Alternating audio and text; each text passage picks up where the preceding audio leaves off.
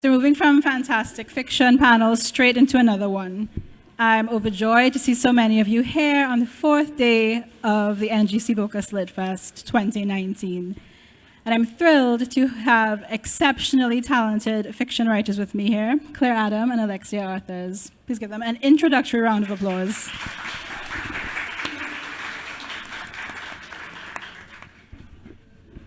I am going to introduce them both briefly, and then they will go on to read from their beautiful books, How to Love a Jamaican and Golden Child. And we'll be hearing from Claire first. Claire Adams' critically acclaimed debut novel, Golden Child, is published by Faber and Faber in the UK and by SJP, Sarah Jessica Parker, for Hogarth in North America. Golden Child has been longlisted for the 2019 Desmond Elliott Prize. Please welcome her to the podium.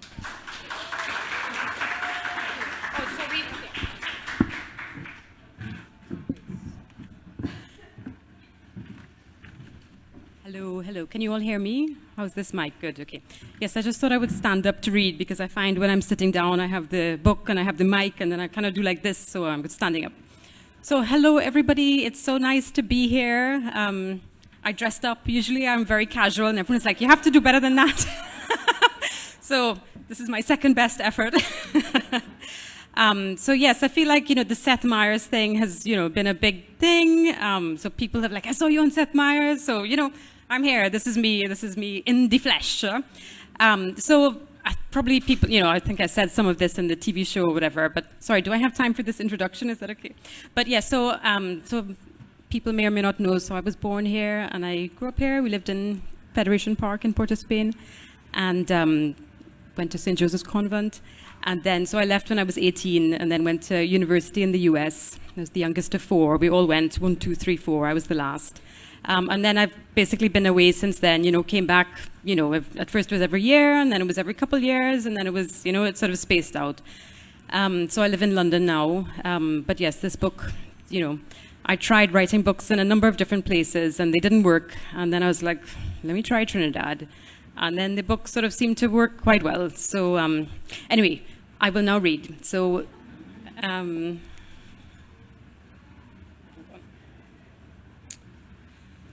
okay, so this is, so the story is, so we got a father and we got a mom and a dad, and we got 2 children, twins, and you may already know, so the story is that one of the twins has gone out walking in the bush, and at the time when the sort of story opens, he hasn't come home, so the father goes out looking for him. So where we're reading from is sort of a bit of backstory. So at this stage, the twins are very young. They're like almost babies still. So we're at Clyde's house. Clyde is the father, and we have the whole family has come over for Sunday lunch. And people have been drinking and tempers flaring a little bit. Okay. By 5 o'clock, the thing is going the same way as usual. When you have men like Romesh and Philip drinking alcohol from morning till evening, this is how it always ends up, with one set arguing, always about the same old things. A lot of it comes from Romesh, who is the most drunk of all. It starts when he asks Philip for money to help with some debt he's run up, and then things spiral downhill in the usual way, with Philip saying self-righteously, never a borrower nor a lender be. And Romesh telling Philip to stop being so high and mighty and acting like he is better than everybody else, and how he should share what he has with them because they are family. And Uncle Vishnu arrived back from the races and sitting with his plate of food balanced on his knees, says that how he has already lent Romesh money once and he is not going to do it again without good reason. And he says nothing else on the subject at all. Then Mausi says that she will lend him what money she can, but she argues with Romesh about how he doesn't do enough to help, how he only comes when it suits him, how all he does is eat and leave and bring the child side here for her to mind and feed, how Romesh should do something in return, how he should help. Take, take, take, she says. That is how you are. And Romesh says, you see, I'd rather get the money from Republic Bank and pay it back with 15% interest, rather than have to listen to you complaining about all the things that I don't do. Clyde has been trying to stay out of the whole thing and not say anything at all. But at one point, Romesh turns to him and says, "But Uncle Vishnu has given you money. Why is he giving money to you and not to me? That is what I want to know." Uncle Vishnu smiles and shakes his head to himself, and he starts picking up the empty paper plates to throw away. "You know why," he says. "Why are you asking him when I'm right here in front of you?" "Well, I want to hear it from him," Romesh says, looking at Clyde. "Hello," Uncle Vishnu says. "God helps those who help themselves. You're refusing to take a good job that somebody is offering you, and instead you want money for free? I already explained this to you. Behave yourself, I will help you gladly. Misbehave yourself, no help." And he takes his stack of paper plates and goes to the kitchen. "But he is not even a blood relative," Romesh says to Philip. "I am a blood relative. I don't understand why he is the favorite." "I am the favorite," Clyde says. "Uncle Vishnu is just helping me out with expenses, seeing as everybody's always coming here to eat, that's all. You all have plenty mouths to feed, you know. And I have the boys now too, that's why." "But I have a child too," Romesh says. "I don't find that fair." Clyde picks up the few empty carry bottles and walks out before Romesh could say anything more. In the kitchen, Joy is scraping leftovers into a pot, the dogs watching from the top step. "Move," he tells them, as he pushes his way out and down the steps. He puts the empty bottles into the bottle crate, and then he takes a deep breath, trying to cool down. It's sunset, the breeze has dropped, the clouds are very still. "Hey," Uncle Vishnu says from the back door. He follows Clyde down the steps. "Don't let Romesh provoke you, you know." Clyde doesn't look at him.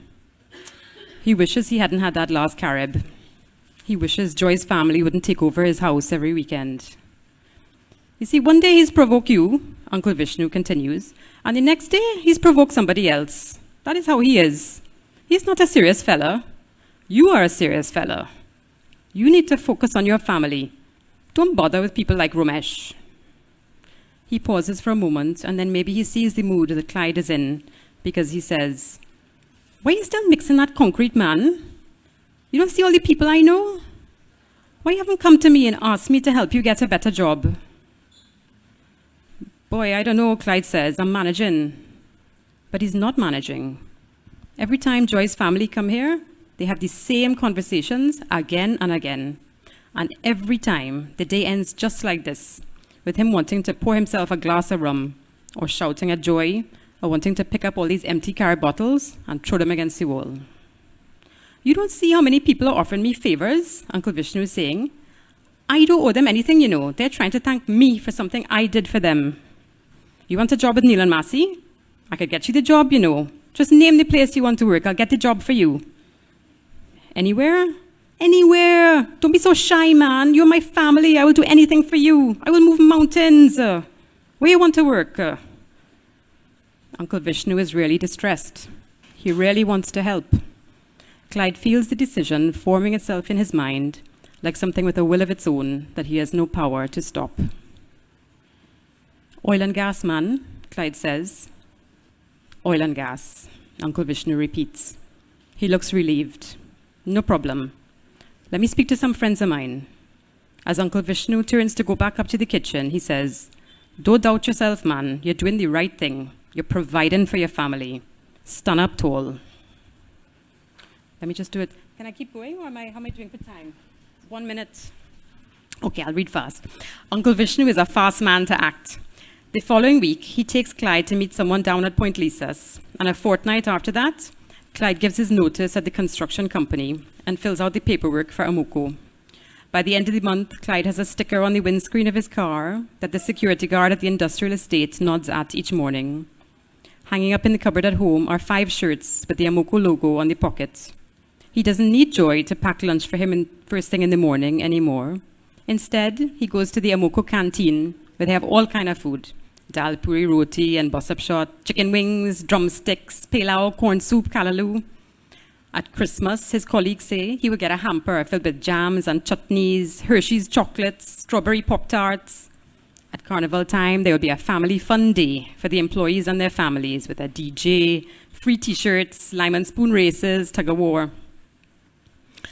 The next time Philip and Marilyn come for lunch at Diwali, Philip asks Clyde how the petrochemicals business is going, and Clyde gives his insider information about the developments at Point Lisas and which way the oil prices will go. Is manual labor, naturally, Philip says. Sweat of the brow. Clyde isn't sure whether he means it as a compliment or not, but he doesn't really care either way. These days, he has a regular, reliable income. Not very much money yet, but enough to put a little aside each month. He's opened a bank account with Republic Bank, and Amoko pays him a salary straight into the bank account on a monthly basis, not cash at the end of the week like the concrete mixin used to. The only drawback now is tax. Instead of getting the full amount in the bank account, they're taking some away. But Uncle Vishnu has said he will speak to someone and sort that out.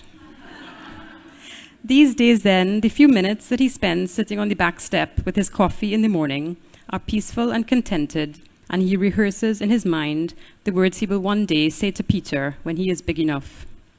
If you are an honest person, he will say, and you work hard, he imagines walking side by side with Peter, the dark, glossy hair of youth, the frame still slender on the cusp of adulthood. You can achieve what you set out to achieve in life, he will say. People used to say that because I didn't finish my schooling, they said I would come to no good. I would end up washing windscreen on the highway or sitting on the street corner selling nuts. But you see me, I just put my head down and I worked hard. And I didn't get myself all tangled up doing favors for one person to try and get back favor from somebody else. No. So you see, if you just rely on yourself and you live an honest kind of life and you work hard, it will pay dividends. Trust me, he will say, it will pay dividends. Thank you. Thank you, Claire.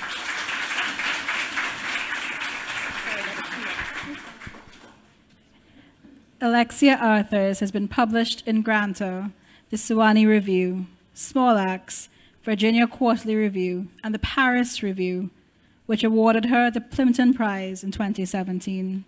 A graduate of Hunter College and the Iowa Writers Workshop, Alexia's debut collection of short stories is How to Love a Jamaican.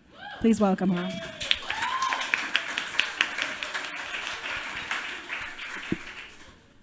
Thank you all for being here. I grew up in the West Indian diaspora in New York, and I had friends from Port of Spain, and I've always wanted to come here, so I'm glad to finally be here. Did I just, should I say all of that again? I was just saying how glad I am to be here. So I have a story also about twin brothers called Mashup Love. I wanted to read it because I thought it might work thematically with Claire's novel. Basically, all you have to know is that the twin Esau is the golden child. Claire's novel is called Golden Child. And Esau sees his brother after not seeing him for a few months. The brother is, I guess, the family black sheep. He missed their mother's funeral a few months ago. So on a particular day, Esau sees Cubby in the market, and he sees him, but they never speak. He never approaches him, and Cubby never sees that Esau sees him. That was a mouthful. Okay. We were so different from early on.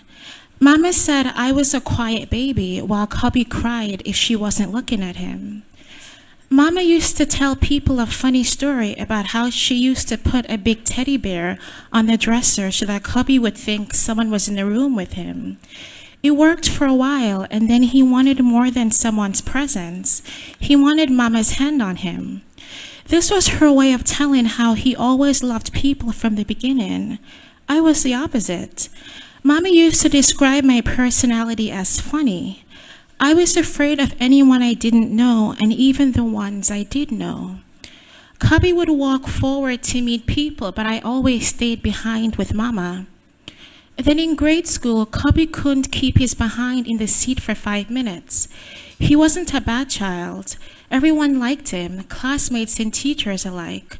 He just lived a careless life, always forgetting to do his homework, to study for exams, to bring his lunch from school, and it might have seemed worse when compared with the neatness of my life. Later, when I scored the highest on the common entrance exam, the church helped to send me to college. Still, everyone preferred my brother. People respected me, but they preferred him. Here was Cubby with his big laugh and the way his eyes took in everybody, making even old church ladies nobody paid any mind feel seen. Here was Cubby cracking jokes and memorizing the names of even the least of people. He had friends all over. Here was Cubby with the same face as me, yet the way his face and his body filled out, maybe because he always had a big appetite, he was better to look at. People would look past me to rest their eyes on the other twin. They could barely tell us apart, and yet somehow Cubby begged to be looked at. We would come from grade school. My uniform would still be clean, and Cubby's would be stained with the red dirt from behind our school. Mama would shake her head at Cubby. That was all. All my life, I waited for Mama to have a stronger reaction to the ways my brother shamed himself and our family. But she always just shook her head, her expression becoming more pained with the severity of my brother's actions. I imagined us as accomplices, Mama and I, shaking our heads together. I wanted to hear about the ways I had grown into a superior man, because if I did it for anyone, I did it for her. But if I listened for anything, I listened for silence. 3 months before Mama died, she came to live with us. She kept asking for Cubby. None of us had seen him in months. I usually bumped into him around Mandeville Square, and every time his whole face smiled, and he would tell anyone around him that I was the one who took all the ambition. We always talked as friends who meant to keep in contact but never got around to it. Every once in a while, he would make it to Mama's house with a plastic bag containing tripe. As bad as her eyes were, she never made the mistake of mixing us up when we were growing up. But in her last month, Mama's memory was deteriorating.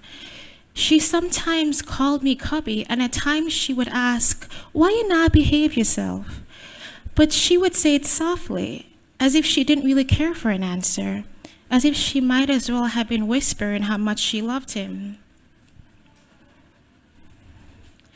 A steep road was the only way for cars to get to our house, and only people with dusty cars, already busted up cars, would brave the potholes in our road.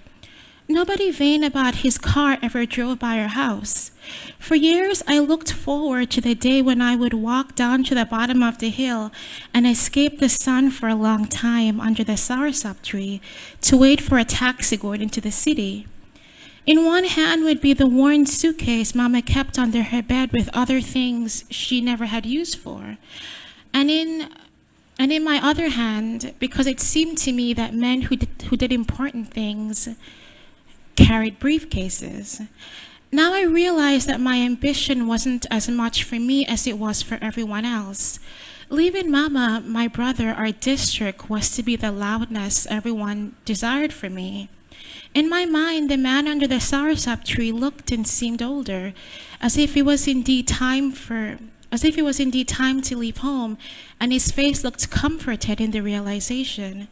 But the truth of it is that the man was really a boy of 17, and only standing under the tree did it occur to him that he was feeling to cry. Now Anne-Marie's cooking up saltfish. Anne-Marie's his wife. I can't see what she's doing from the dining table because her back is turned. But I hear when the chopped onion, scallion, and tomato hit the hot oil in the frying pan. After 9 years of marriage, I've memorized the ways Anne-Marie seasons food. I don't have to watch her to know she will start the saltfish with 3 promises: onion, scallion, and tomato. The smell carries to my nose, and for the first time since I walked into the house and sat down, my body longs for the present, longs to be fed. I saw a cubby today, I finally confess out loud. Yeah? What was he saying? Anne-Marie doesn't turn from cooking. You know, we didn't get a chance to talk. She looks at me now.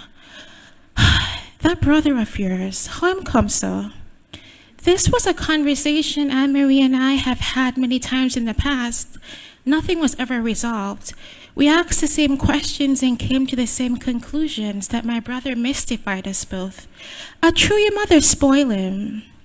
I think about it. I've always thought about it. Had Mama spoiled him? She loved him, even for the ways he fell short, which I could never do. If she gave one of us a suck-suck, she gave one to the other. When she beat me for taking a slice of the fruitcake she made for the pastor, she also beat Cubby for taking a slice. Did she spoil him? She never compared Cubby to me like her teachers did. She always accepted him as her prodigal son, the one who went off, and shamed her, but when he came back, she rejoiced. I stood in the background, wondering about my prize for never leaving in the first place. Did she spoil him? I can't say, so I don't answer, allowing Anne-Marie's assessment to fall between us. You think about that thing yet? Anne-Marie asks now, her back intentionally turned to me. Her company wants to transfer her to the U.S. Last week when Anne-Marie received the offer, she arranged for us to meet at her favorite restaurant for dinner.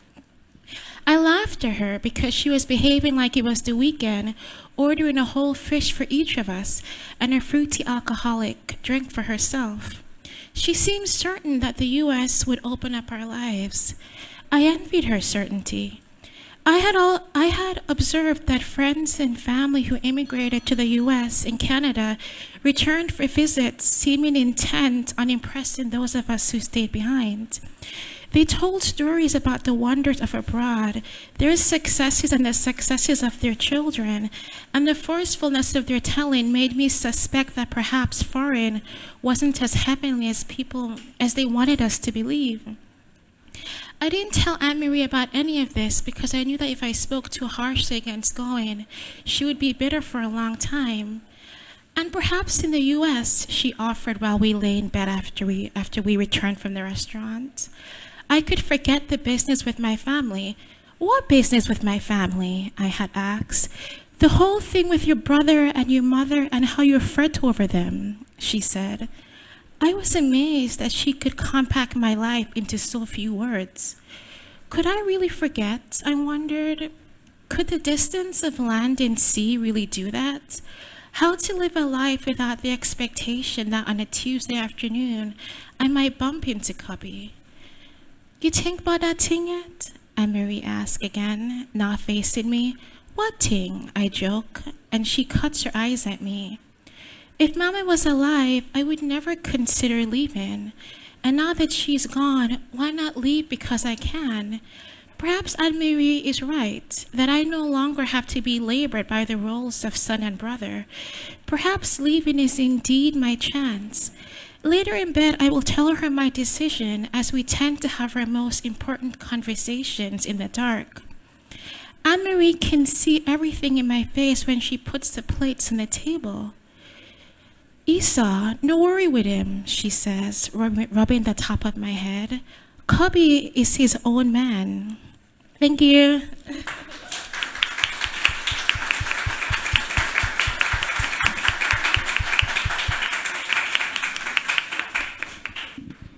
Thank you very much, Claire and Alexia. I thought we would begin by talking about the perhaps obvious but nonetheless pressing concerns of family.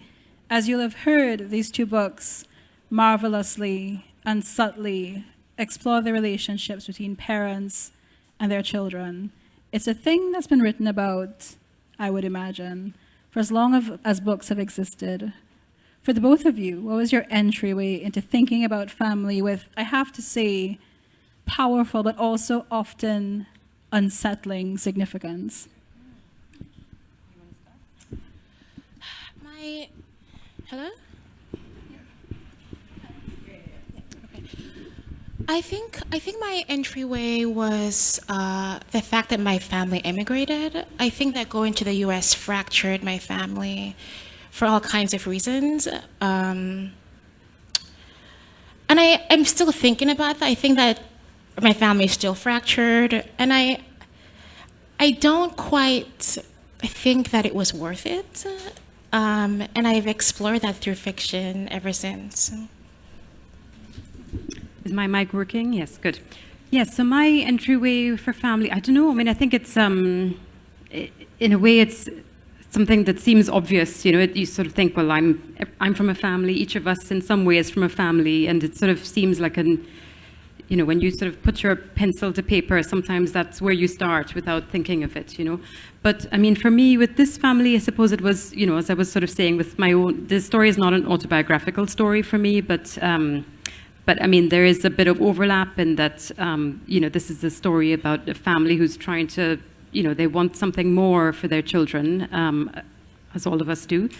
And I was sort of thinking about my family story as well, and that, you know, my parents sort of were sacrificing quite a lot so that we could, you know, do well in school and, you know, get out to universities in the US and eventually get out, which is where I am now. So I was sort of thinking about that and thinking about the sacrifices that were made, and I was sort of asking how much might a parent be willing to sacrifice?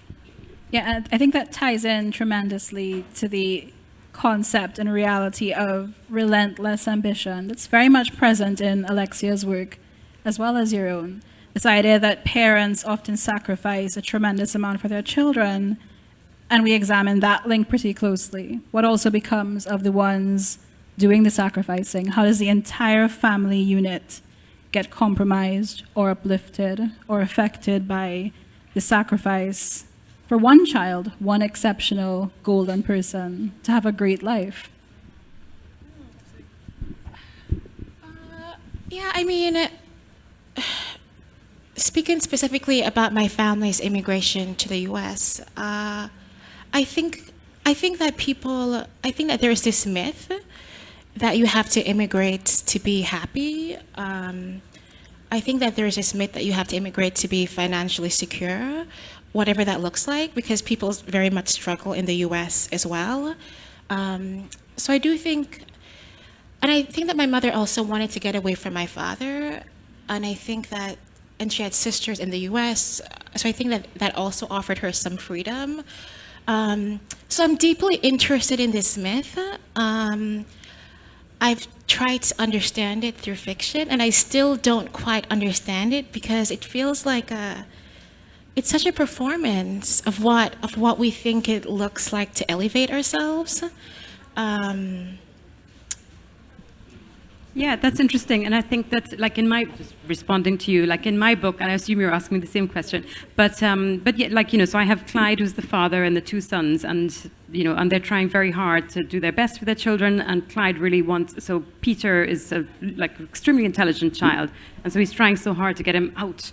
But Clyde himself, he doesn't even know what's out there. He just assumes that, like, out there is where he should be.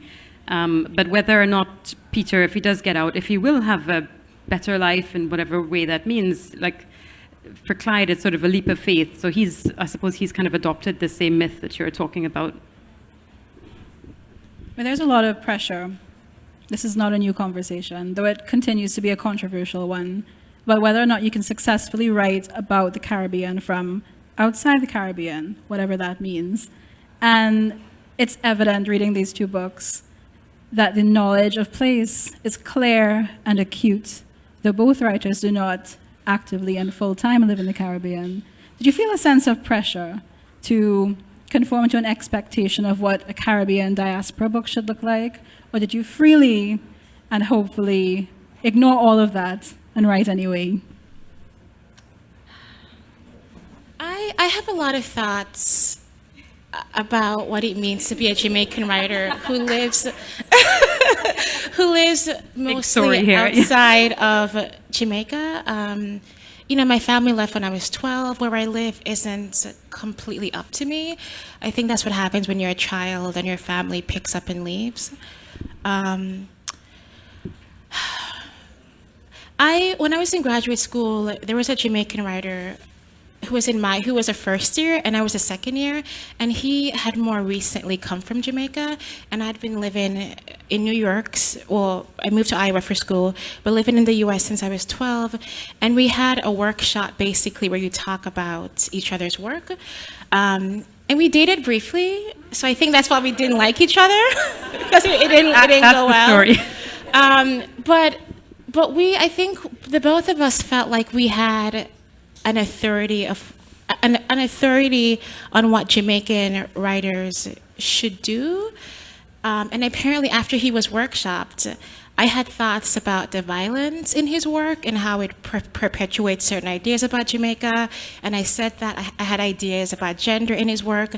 So I said that, and apparently afterwards he told someone, what does Alexia know about Jamaica? That's what he said. I hope he's looking right now.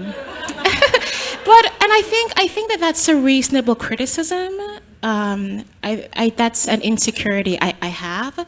I do feel insecure reading in Patois because I haven't lived in Jamaica for so long. I feel very much Jamaican American.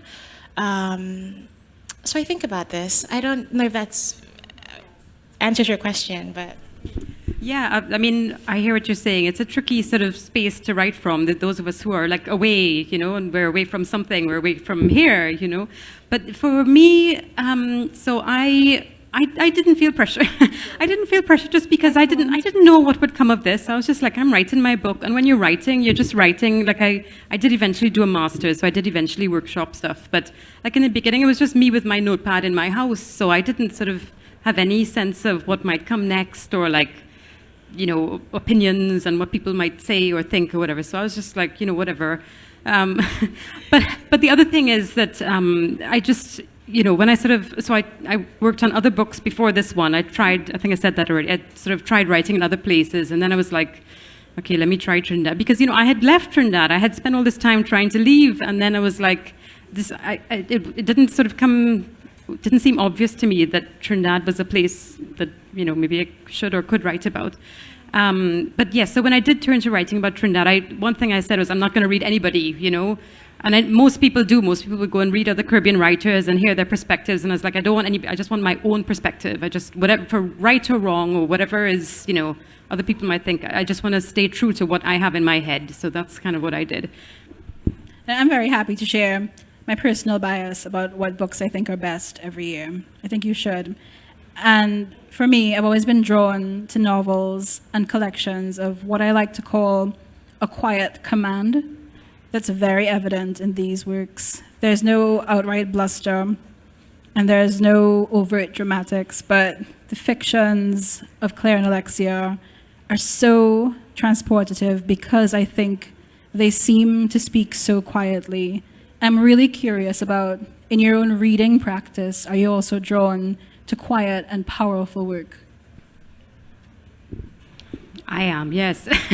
I mean, so I think, I was talking to somebody else about what books you read, and, it's kind of, like I did science as my, undergraduate degree, so like now I'm in all these literary circles, and people are, have you read Tolstoy, have you read I'm like, I haven't read Tolstoy, I haven't read Shakespeare, I'm like, I have a lot of work to do, But having said that, like, before I started writing this book, I would be reading like Coetzee, who's all the Nobel Prize winners, basically. So Coetzee, who's a South African writer, his book Disgrace, I read that over and over for about 5 years, I think. And that, if you're talking about quiet power, that's a really good example of that. So, and I wanted to reproduce that book. I was just like, this is what I want to write.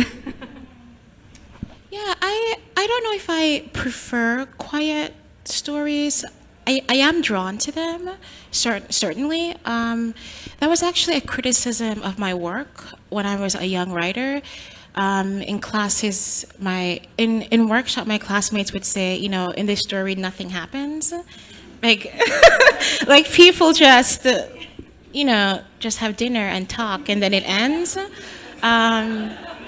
And it was only when I got to graduate school that I started to read writers like Marilyn Robinson or even Toni Morrison sometimes, who are more interested in internal plot, I would say, as opposed to a plot heavy narrative. That's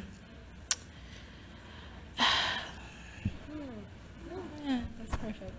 Alexia, I'm sorry, this is a very cheeky question. Do you think there is one way to love a Jamaican? I know the answer is no, I just had to ask. No, I think that's actually, it's taken from a line of dialogue where a husband is explaining to someone else how to love a Jamaican man. And he mentions three things. I think it's sex, food, and I forgot what the third thing is. Just sex and food. Huh? Sex and food. Sex and food are the main ones, yeah. But, Those are important. So, but then, and at the time, the collection to me was very interested in gender. But when I finished the collection, because the collection, I had 20-something stories, and we pulled 11, and it seemed that that title worked because the collection is really interested in relationships between Jamaicans, whether it's familial or platonic or love relationships. So I think it speaks to the diversity of the collection and the diversity of loving Jamaicans. So there are many ways. In addition to sex and food. My favorite story from Alexia's book begins with the death of a man's grandmother and his return. Alexia's like, did I write that? Yeah, it's in there. It's there, I swear. And about his return to Jamaica. Yeah, it's beautiful.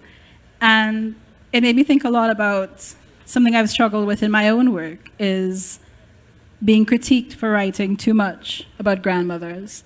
And so we have powerful archetypes of grandmothers. And in Claire's case, Golden Child's father figure to me is the most intensely fascinating and also unlikable and also deeply sympathetic character. And if you've read the book, you know what I mean. And if you haven't, you have to read the book to find out.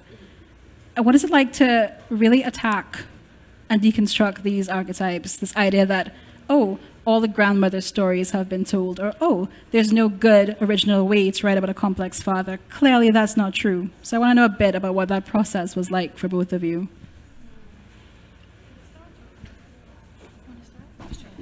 Yes, so father, I mean, when I talk about this book, I always say it's for me, it was really clear. This book, it started with the father character, who's Clyde. And as you said, Clyde is not the most likable character. But I think, Trinidadians who've read this have been like, I know Clyde. I feel like I know that man. So I think he's a character that some of you will recognize. But he's when this vision of Clyde came to me, I didn't find him unlikable. It was only afterwards people were like, this man is terrible. I'm like, oh, really?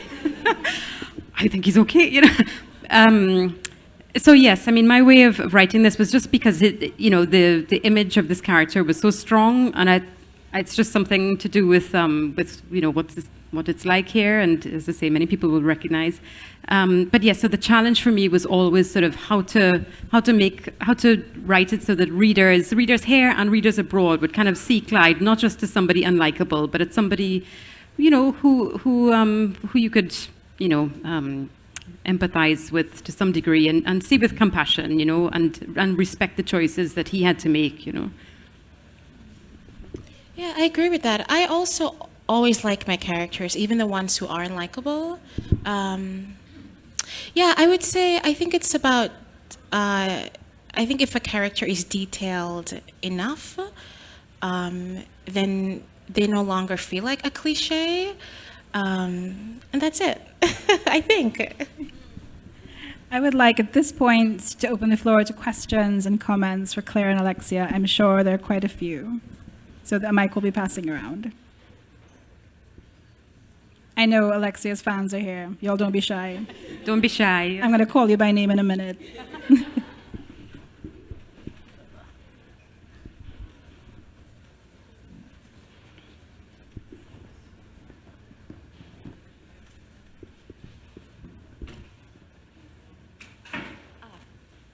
question on Golden Child. I think I have a mic. I'll just stand up and shout. Yeah, yeah. Right. Okay, I'll try again. Right. So, a question on Golden Child. If you're not living here, but you were able to convey very lucidly the culture, the setting, and so on and so forth. Had you been visiting regularly? Did you come here? Did you research? Did you do field trips? Was it sort of passed on to you by family? How did you get all that? Yeah, great question. Thank you. So, yeah, I mean, I think it's just, this is your child. When what you live through sticks in your brain. I think that's the kind of short answer. And I think that, I lived here until I was 18. So I had a good long time here. And then I came back. I was back every year and then every couple of years. And so I was back a lot. So my mom and dad were living here up until a couple of years ago. And they have eventually, now they're in London. But no, I think, in my head, I could see everything quite clearly, actually. So that wasn't really a problem. But like the one thing I did do, because I was in London, so I was writing this all in London. As you know, London, kind of grey and thing like that, Not all the time. And so yes, one thing I did do is that I used to scour Facebook, so all your Facebook photos, I have them. So I used to scour, and I used to just, I don't know I didn't make them, I didn't do anything with them. I just sort of saved. So I have like hundreds of photos on my hard drive that I would just, sometimes if I was struggling a little bit just to kind of leave London mentally and get into here, I would just flick through the photos and just, this is what middle of the day is like, and this is what, that stretch of road is like, and that's what nighttime is like. And, so I used to just look through these photos just to bring it back. But I could see, but the one thing that it was very weird for me, like I would kind of sink into this space and like be writing, and on a good day you get to write for a while. And then you have to close up shop and you have to come back, and like to come back to London was a jolt. So I would look out the window and I'm like, I'm here, so that kind of being in those two, like mentally being in one place and physically being somewhere else was very odd, very surreal,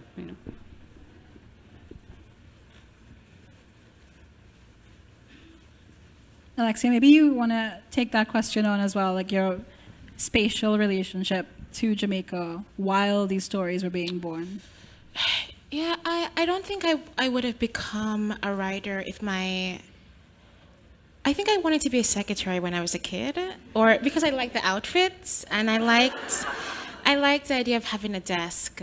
I think that leaving Jamaica, it's where my imagination has always gone ever since we left.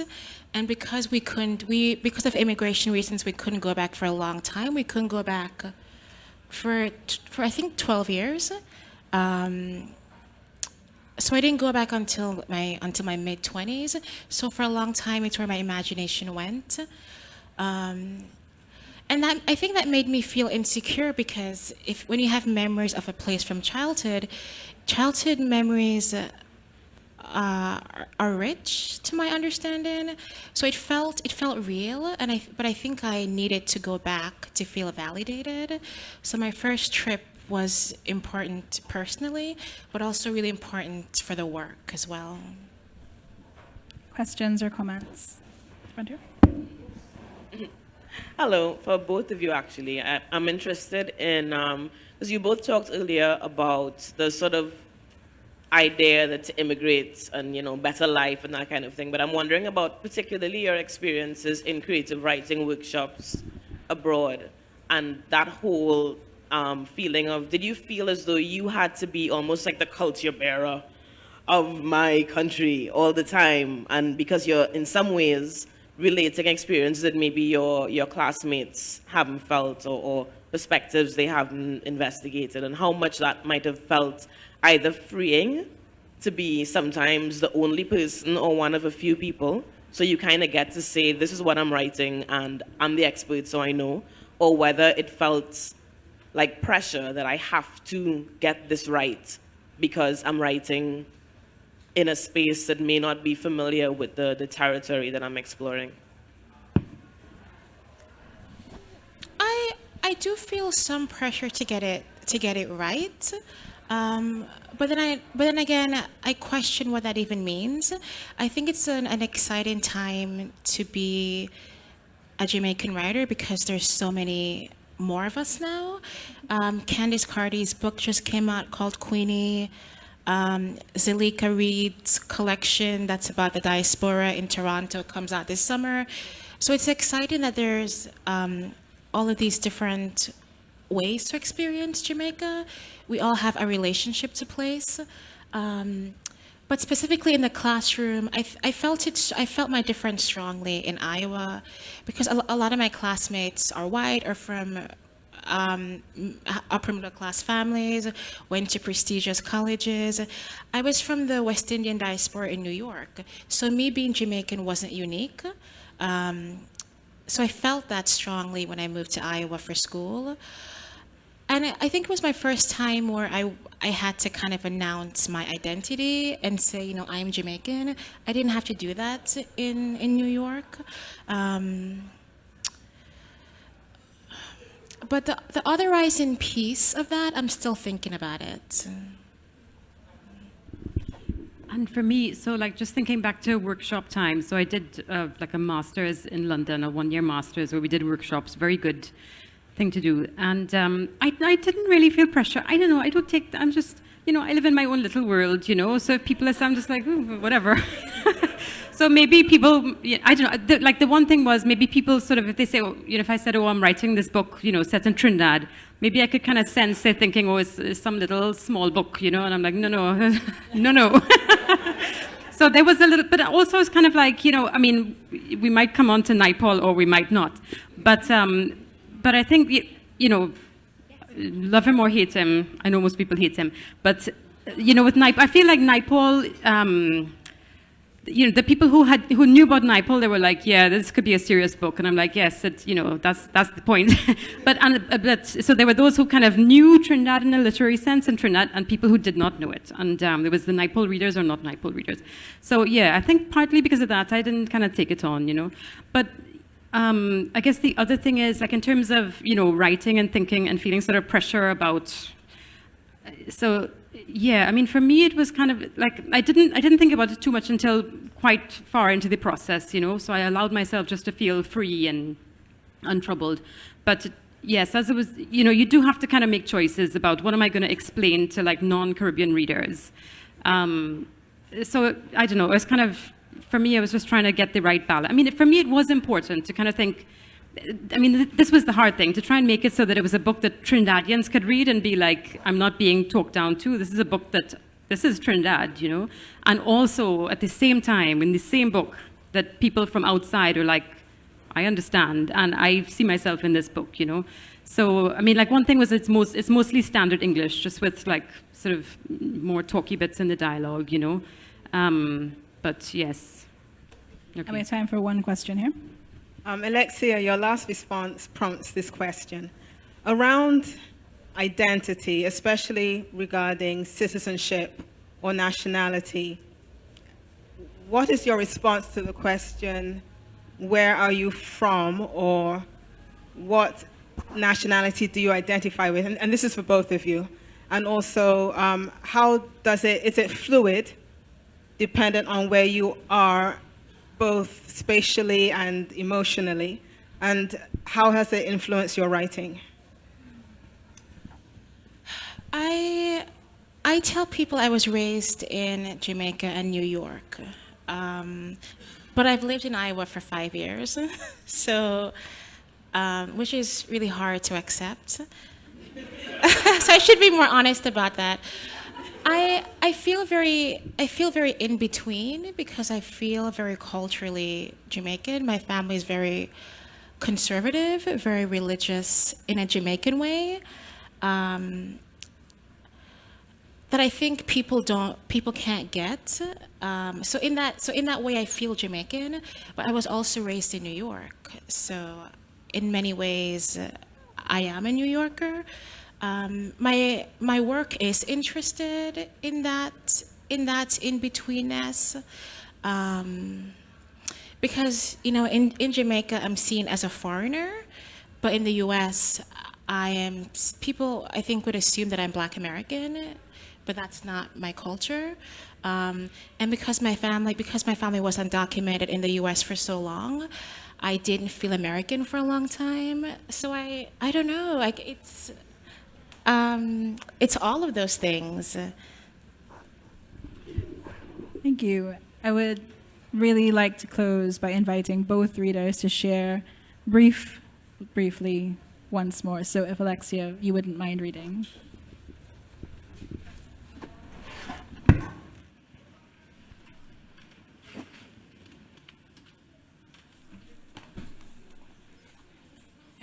I'm going to read a little bit from a story called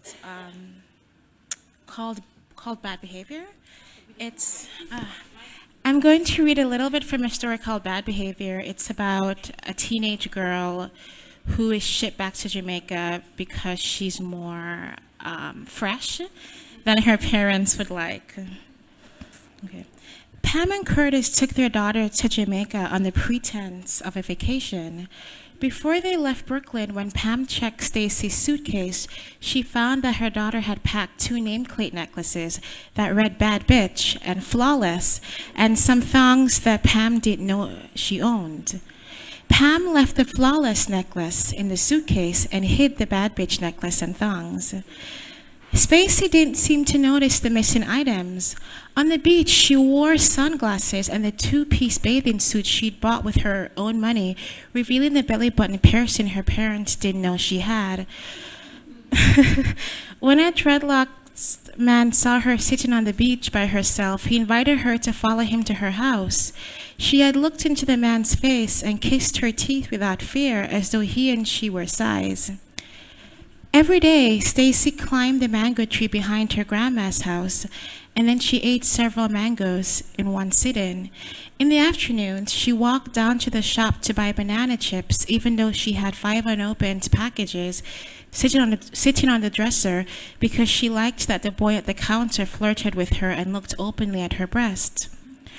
On the 5th day, while Stacy slept, her parents and little brother left. A few hours later, her grandmother, Trudy, knocked her out of bed, asking, "You going to sleep the whole day?"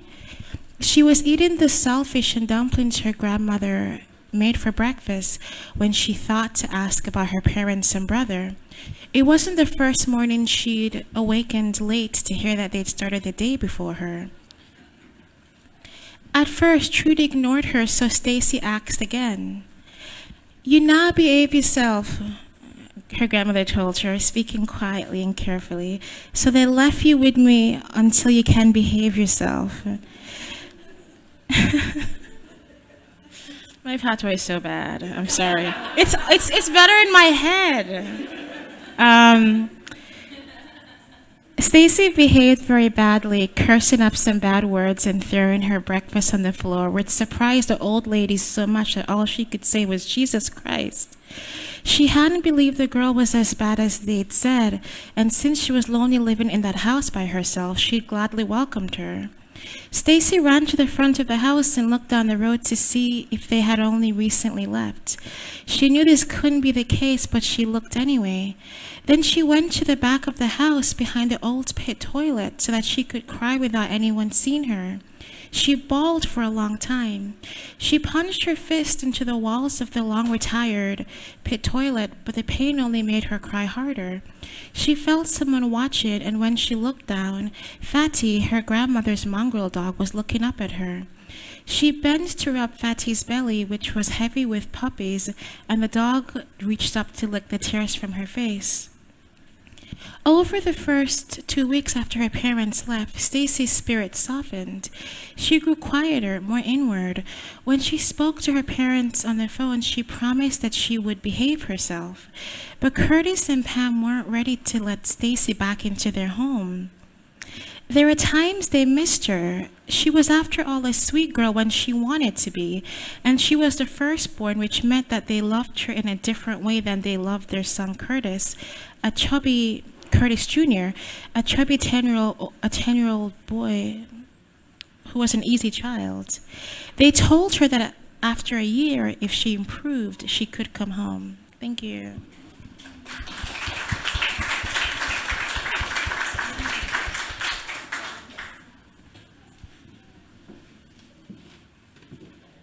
Okay, this one will definitely be on time. Definitely 1 minute. Okay, I'll just read. It was Joy who told him what happened. It was late that night when she told him, the night of the break-in, maybe 2, 3 o'clock in the morning, after they had said goodbye to all the neighbors who had come over to help, and he and Joy had gone to bed. She lay on her side to face him and whispered everything that had happened, how the bandits had known about the money, that was what they were searching for. And what you told them? You told them anything? Clyde said. No, of course not. I told them there was no money, she said. And then she told Clyde what Paul had done, that Paul had refused to get down on the floor when the bandit told him to, that he had cussed the bandit and moved towards the man as if to hit him, that the man had pointed the gun at him. In that moment, Joy said, she only saw black. She couldn't explain it, but it was as if the world went black for her. Everything was blotted out by a sort of blackness. She couldn't remember what she'd said, only that she had tried to act normal. She got up from the ground. She stepped in front of Paul and pushed him back. And then the man put the gun to her head, right in the middle of her forehead, so that her head tipped back slightly. She fell silent after saying this, and after a moment reached for Clyde's hand and grasped it tightly. They lay like this for some time, staring up at the ceiling, side by side, in the dark. Thank you.